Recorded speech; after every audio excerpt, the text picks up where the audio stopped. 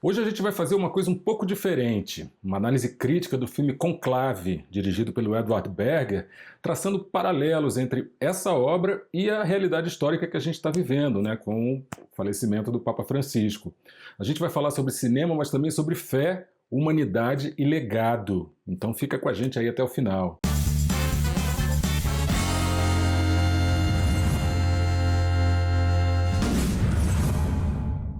Conduzido pelo mesmo Edward Berger, vencedor do Oscar por Nada de Novo no Front, esse filme tem roteiro do Peter Strahan e é adaptado do livro do Robert Harris, um livro de 2016 que fala sobre os momentos seguintes ao falecimento do Papa, quando os cardeais do mundo inteiro se reúnem na Capela Sistina para escolher um sucessor.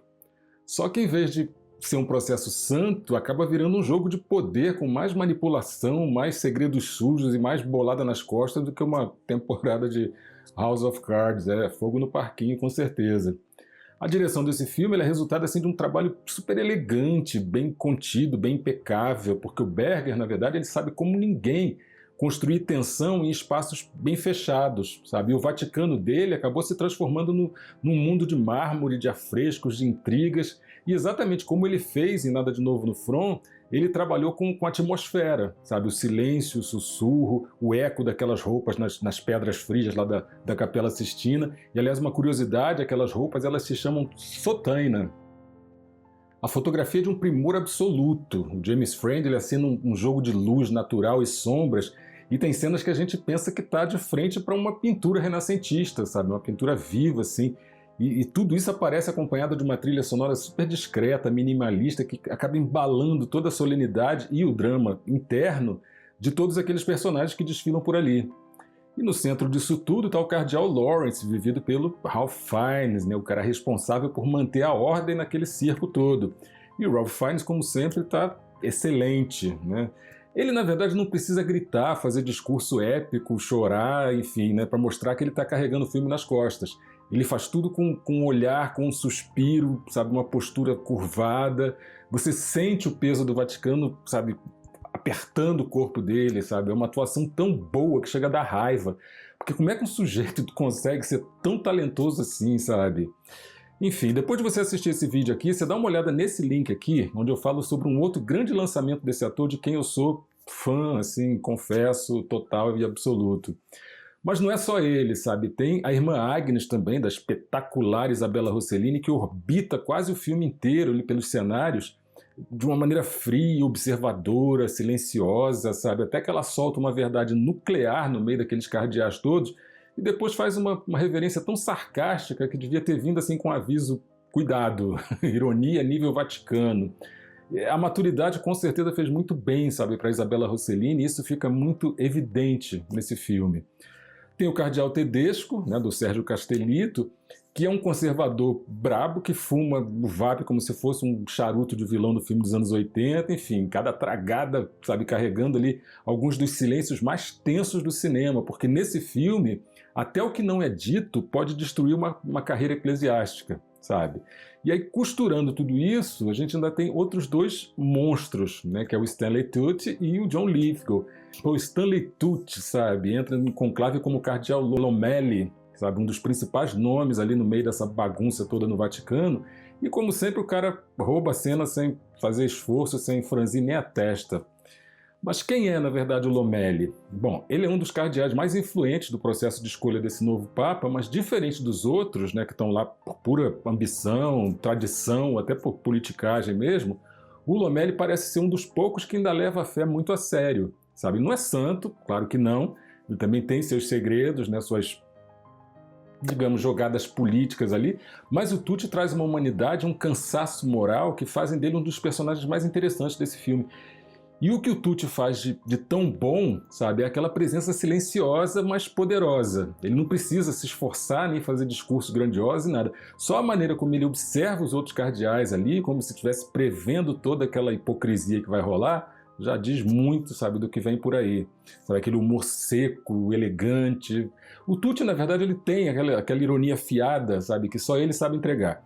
Em cenas mais tensas, assim, aquele olhar com uma fala seca, sabe? Tudo nesse caso aí pode mudar o clima da cena e do filme, né, como um todo. Dá para ver que ele acredita na igreja, mas ele odeia aquele jogo do poder. E essa dualidade fica toda nas pequenas expressões dele, sabe? Enquanto o cardeal Lawrence do Ralph Fiennes está afundando debaixo do peso da responsabilidade, o Lomeli parece mais desiludido, mas ainda tentando fazer a coisa certa, sabe? Os dois têm cenas juntos que são puro ouro dramático, dois veteranos maravilhosos trocando olhares assim que valem por 1000 diálogos. Se eu fosse você, eu ficava de olho, sabe, no Stanley Tucci, com certeza. Ele não é protagonista, mas é daqueles personagens secundários que elevam o filme a outra potência. Se o Fiennes é o coração do conclave, o Tucci, digamos que seja a consciência. Sabe? Quando ele aparece, você sabe que algo importante ou algo muito sujo está prestes a vir à tona. Resumindo, sabe, é refinamento absoluto e uma gigantesca capacidade de prender o espectador só com a atenção no olhar.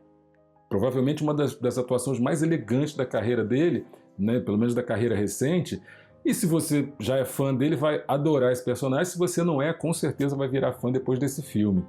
E para fechar, né, a galeria dos grandes, chega o John Lithgow no papel de Cardeal Tremblay, um dos grandes antagonistas internos ali do conclave. O Tremblay é ambicioso pra caramba, influente, e ele acredita que tem a missão de orientar o rumo da igreja para um caminho mais tradicional e, nas entrelinhas, né, garantir que o futuro Papa esteja ali bem alinhado com os ideais dele. É também, sabe, alguém que sabe manipular, sabe sugerir, sabe pressionar, tudo assim de uma forma muito diplomática. É um cardeal americano, né, conservador, mas não no sentido tradicionalista raiz, sabe? Ele é mais um estrategista político, sabe, um lobo em pele de ovelha que sabe jogar o jogo do poder melhor do que ninguém. Ele representa, obviamente, ali os interesses da igreja norte-americana, e isso significa que ele tem agendas por trás daquelas vestes santas ali, desde a influência geopolítica até o futuro das finanças do Vaticano. Não é um vilão caricato, com certeza, mas definitivamente também não é um mocinho. Aí a atuação do John Lithgow entrega aquele peso político do conclave, sabe? E o talento na interpretação desse cara mistura charme, inteligência e uma certa ameaça velada, sabe? O John Lithgow, ele tem aquela habilidade clássica dos grandes atores, ele consegue ser encantador e intimidador ao mesmo tempo. E a gente nunca vê, pode prestar atenção, você nunca vai ver o cara perder o personagem, mesmo naquelas cenas de maior tensão, sabe? O Tremblay é sempre um homem extremamente consciente do poder que ele tem e da imagem pública que ele precisa manter, a qualquer custo, né? Esse é que é o problema. A química entre o Ralph Fiennes, Stanley Tucci e o John Lithgow é impressionante, sabe? As cenas entre os três ali são masterclasses de atuação. São três estilos completamente diferentes de poder ali em conflito. Ele não tem tanto tempo de tela quanto os outros dois, mas em cada aparição dele, sabe, a gente fica encantado, é tudo sempre muito memorável. Se o Tucci é a consciência do filme e o Fiennes é o coração, o John Lithgow é o cérebro político, aquele que lembra a todo mundo que, no fim, o Vaticano também é um palácio de poder. John Lithgow, ele traz ali aquelas nuances no personagem, deixando claro que, no fim, todo mundo no Vaticano tem um preço. Sabe, é um personagem que merece a atenção da gente porque pode ser para esse mar que o nosso rio está caminhando exatamente nesse momento. A gente tem que ficar atento. O filme é lindo, lindo, lindo, lindo, lindo. Parece, como eu já falei, um quadro renascentista com aqueles planos simétricos, bem iluminados, mostrando todo o cuidado dessa direção de arte. E a câmera adora o Ralph Fiennes, né? Tá sempre ali em cima dele, mostrando cada ruga de preocupação, cada olhar de cansaço, enfim. Eu me arrisco em dizer que o Conclave ele é uma espécie de Succession de batina, entendeu? Ele é um thriller político onde ninguém morre, né, só as reputações mesmo, no caso, mas a tensão é de arrepiar sempre. Se você gosta de um drama com intriga, com atuações esmagadoras, esse filme é obrigatório com certeza. É um filme de ritmo mais lento, sabe, mas completamente envolvente. Ele convida a gente à introspecção. Não é um thriller explosivo, é uma reflexão sobre poder e fé. Aí você vai me perguntar, pô, Marlude, por que essa temática é tão pesada? Eu vou te dizer o seguinte, porque é um filme que, na verdade, ele trata de escolhas e explora como os homens comuns, com as suas falhas, com as suas ambições, precisam tomar decisões sagradas. E essas opções são definitivamente e genuinamente explosivas, sabe? Porque aí entra fé versus poder político, humildade versus vaidade, espiritualidade versus estratégia. O conclave ele lembra que o Vaticano é um lugar sagrado, mas também é uma instituição humana, sabe, sujeita às mesmas fraquezas aí do mundo exterior. E o filme, logicamente, ele se torna ainda mais poderoso agora, quando vemos a realidade aí escancarada, né, pela perda do Papa Francisco, que foi um líder que personificava justamente essa luta entre o humano e o divino. Jorge Mário Bergoglio nasceu em 17 de dezembro de 1936, em Buenos Aires, Argentina, e exerceu o pontificado de 2013 até agora. Foi o primeiro Papa jesuíta, primeiro latino-americano e primeiro Papa a adotar o nome Francisco, que foi inspirado em São Francisco de Assis. As principais marcas do papado dele foram a simplicidade e a humildade. Ele escolheu viver na Casa Santa Marta, recusando assim, peremptoriamente o Palácio Apostólico, e foi um ferrenho defensor dos pobres e a voz dos marginalizados e dos imigrantes. O Papa Francisco ele buscou reformar a Cúria Romana, aumentando a transparência, principalmente financeira, e combatendo escândalos de abuso, e abriu um franco diálogo interreligioso e ambientalista. O Francisco ele foi um Papa que ele tentou aproximar a Igreja dos que mais sofrem, porque foi um líder que preferiu o encontro ao isolamento, sabe? Ele preferiu assim a escuta à condenação. Mas voltando ao filme, o conclave ele não mostra somente como é o processo de escolha desse novo Papa.